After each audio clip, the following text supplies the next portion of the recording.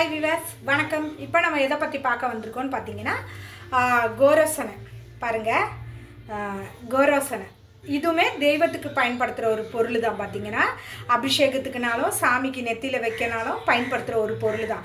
இது வந்து நம்ம வீடுகள்லேயும் தெய்வத்துக்கு வேண்டி நம்ம பயன்படுத்தணும்னா அவ்வளோ நல்லதுங்க. இது கோரோசனை, அதாவது இது மாடு இருக்குது பார்த்தீங்களா, அதுலேருந்து உண்டாக்குறது தான் செய்கிறது தான் இந்த கோரோசனை.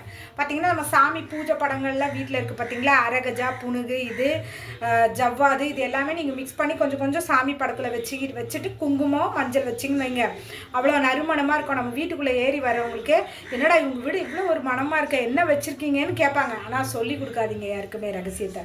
பாருங்கள் கோரோசனை எப்படி இருக்கும்னு நம்ம இப்படி பார்த்துருவோம். பார்த்தீங்கன்னா இந்த பாருங்கள், தெரியுதா உங்களுக்கு? இதுதான் கோரோசனை. அந்த டப்பா கலரே தான் பார்த்துக்கோங்க. அந்த கோரோசனை பொடி இவ்வளோ தாங்க இருக்கும். ரேட்டு தான் கொஞ்சம் ரொம்ப ரேட்டு இல்லை, பரவாயில்லாமல் இருக்குது. பச்சை மருந்து கடையில், நாட்டு மருந்து கடையிலலாம் கேட்டிங்கன்னா கிடைக்கும் கோரோசனை. இதையும் வாங்கி நம்ம வீட்டில் வந்து தெய்வ காரியத்துக்கு வந்து பயன்படுத்துங்க, ரொம்ப நல்லது.